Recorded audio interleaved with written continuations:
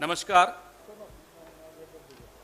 केंद्र में बैठी भारतीय जनता पार्टी की सरकार ने पिछले 6 सालों में बार बार ऐसे उदाहरण दिए हैं जिससे यह स्पष्ट हो जाता है कि मोदी सरकार सिर्फ अपने कुछ चुनिंदा अमीर दोस्तों के लिए सत्ता में आई और सिर्फ उसी के लिए वो सत्ता में रहना चाहती है। हवाई अड्डों से बंदरगाहों तक, टेलीकम्युनिकेशन से जो हमारी नवरत्ना कंपनीज हैं उन तक, और यहां तक कि भारत का गौरव मानी जाने वाली भारतीय रेल तक मोदी सरकार अपने दोस्तों पर लुटाने के लिए सदैव तत्पर दिखाई देती है, एवर रेडी। यह सरकार भूल जाती है कि देश और देश के भीतर इन तमाम संस्थानों का निर्माण सिर्फ कुछ पूंजीपतियों ने नहीं किया है। इस देश को एक एक ईंट जमा जमा कर, सजा सजा कर इसका निर्माण एक एक भारतवासी की मेहनत, उसके खून और पसीने से हुआ। जिस देश को हर देशवासी ने बनाया हो, उसे चंद अमीरों पर कोई लुटा रहा हो, चंद अमीरों के हाथ उसको कोई बेच रहा हो, यह देखकर बहुत ज्यादा पीड़ा होती है, दुख होता है, हमें भी होता है और आपको भी होता हो। आज मैं आपके सामने आया हूं खनन क्षेत्र में, माइनिंग में एक बहुत बड़े घोटाले की ओर आपका ध्यान आकर्षित करने। 2014 से पहले लौह अयस्क, जो कच्चा लोहा होता है, आयरन ओर जिसको अंग्रेजी में कहते हैं, उसका निर्यात सिर्फ एमएमटीसी कर सकती थी, सिर्फ एमएमटीसी को ही उसका की अनुमति थी। और एमएमटीसी भी सिर्फ वो लौह अयस्क निर्यात कर सकती थी जिसमें 64% लोहे का संकेंद्रण या कॉन्सेंट्रेशन होता था।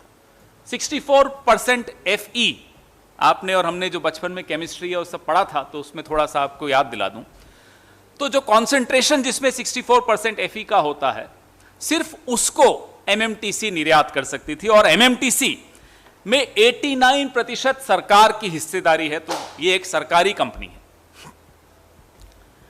लौह अयस्क के निर्यात पर 30% निर्यात शुल्क भी लगता था, ड्यूटी भी लगती थी। यह इसलिए किया जाता था, पिछली सरकारों ने, जिस भी पार्टी की सरकारें रही हों 2014 से पहले, उन्होंने यह इसलिए किया था कि जो अच्छी क्वालिटी का, उम्दा स्तर का लौह अयस्क है वो देश में ही रहे। प्राकृतिक संसाधन है, वो देश में ही रहे और देश के भीतर जो स्टील प्लांट हैं उनके उपयोग में आए। बहुत स्पष्ट नीति थी, बड़ी सोची समझी नीति थी, देश के हित की नीति थी। अलग अलग पार्टियों ने सरकारें बनाई, सबने इस नीति पर अमल किया। लेकिन 2014 में जब नरेंद्र मोदी जी की सरकार आई, मई में आई थी, 26 मई को जहां तक मुझे याद आता है शपथ ली थी, यह तमाम नियम कानून आनन फानन में पहले 2 महीनों में ही बदल दिए। आते ही, जैसे कि कोई उधार है उनके सर पे किसी का, कि वो उधार उतारना है, सरकार बन गई, जिसके लिए बनी उसको थोड़ा उपकृत कर दें, ये ऐसा कोई निर्णय लिया गया।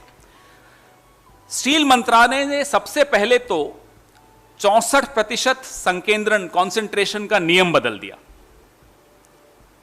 उसको डाइल्यूट कर दिया, उसको हल्का कर दिया।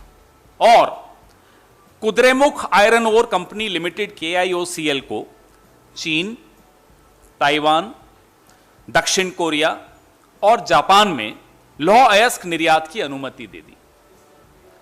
KIOCL, Kudremukh iron ore company limited, Bangalore based. उनको मैं वापस से उन तमाम देशों के नाम दोहराता हूं क्योंकि बड़ा महत्वपूर्ण है ये। चीन सबसे ज्यादा, ताइवान, दक्षिण कोरिया और जापान, प्रमुखतः इन्हीं देशों में लौह अयस्क निर्यात करने की अनुमति KIOCL को दे दी। इसके अलावा मंत्रालय ने नीति में एक और परिवर्तन किया और यह घोषणा की कि लौह अयस्क, आयरन ओर पे 30% निर्यात शुल्क तो जारी रहेगा, लेकिन बड़ा महत्वपूर्ण है, बड़ा ध्यान से सुनिएगा और बदमाशी सारी यहीं शुरू होती है। लेकिन अगर यह लौह अयस्क छर्रों के माध्यम से निर्यात किया जाए तो उस पर कोई निर्यात शुल्क नहीं लागू हो। पैलेट्स, छर्रे, तो लौह अयस्क पे 30% ड्यूटी रहेगी, लेकिन छर्रों पे नहीं रहेगी। चलिए कोई बात नहीं। निर्यात करने की अनुमति सिर्फ KIOCL को प्राप्त थी, यहां तक भी सब ठीक लगता है सुनने में।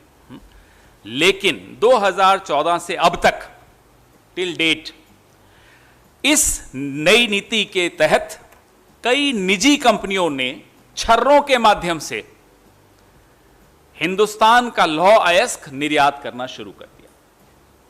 जबकि नीति ने सिर्फ KIOCL बोला, लेकिन हल्का कर दिया, 64% कॉन्सेंट्रेशन को भी डाइल्यूट कर दिया, और फिर 30% ड्यूटी भी माफ कर दी छर्रों के माध्यम से अगर आप निर्यात करें तो।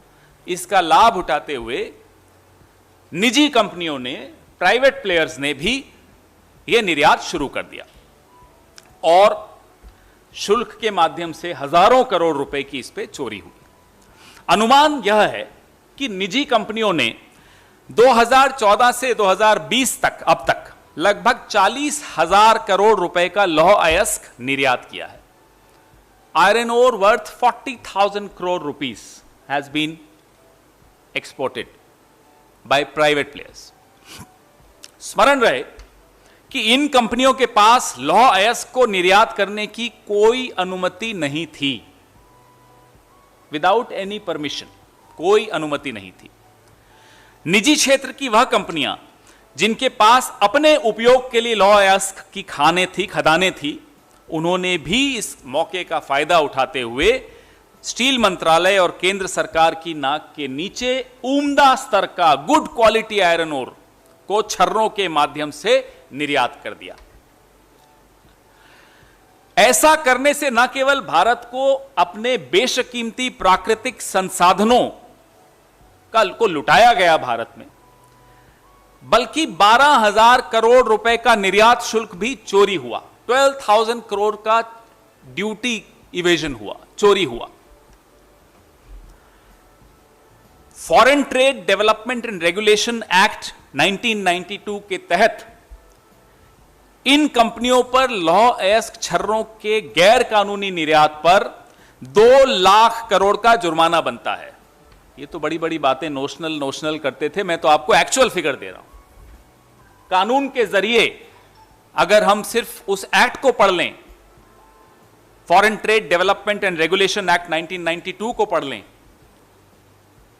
उसी से आप कैलकुलेट करिए तो 40,000 करोड़ का अगर आपने माल निर्यात किया है, उससे 5 गुना ज्यादा पेनाल्टी उस पर लगती है। तो 2 लाख करोड़ तो इस पे सीधा सीधा कैलकुलेशन। ऐसा 10 सितंबर 2020 को कानून मंत्रालय ने यह पत्र, मैं यह संलग्न कर रहा हूं, आपको दे भी रहा हूं, इसके माध्यम से यह स्पष्ट भी किया कि छर्रों के निर्यात की अनुमति सिर्फ KIOCL को है, Kudremukh iron ore company limited को है, और उसके अलावा अगर जितनी भी कंपनियां निर्यात कर रही हैं तो वो गैर कानूनी है। ये अब 10 सितंबर को निकला है 2020 को, 6 साल के बाद। यह न केवल foreign trade development and regulation act 1992 के तहत गैर कानूनी है, बल्कि कस्टम्स एक्ट 1962 को भी ये उसके अंडर भी अगर आप देखेंगे तो बड़ी सजा बनती है। हम मोदी सरकार से यह जानना चाहते हैं, उच्च गुणवत्ता के लौह अयस्क जिसमें 64% से ज्यादा लोहे का संकेंद्रण हो, इसके निर्यात की अनुमति किस दबाव में दी गई, क्यों दी गई? आते ही आपने ये क्यों निर्णय लिया? वह कौन सी कंपनियां हैं जिन्होंने 2014 से लेकर अब तक बिना किसी अनुमति के गैर कानूनी तरीके से लौह अयस्क का निर्माण किया? उनके नाम सार्वजनिक किए जाएं। 2014 से लेकर अब तक सरकार ने या सरकार की किसी भी जांच एजेंसी ने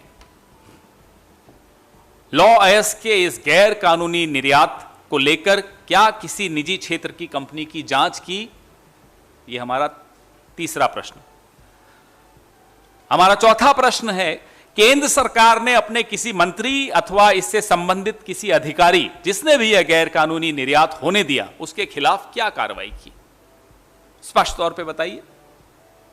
पांचवा प्रश्न है, इस 2 लाख करोड़ के घोटाले में देश के बेशकीमती प्राकृतिक संसाधनों की खुली लूट हुई है, उसकी नैतिक जिम्मेदारी नरेंद्र मोदी जी खुद लेंगे या किसी मंत्री पर डालेंगे या किसी छोटे से बाबू पे डाल देंगे?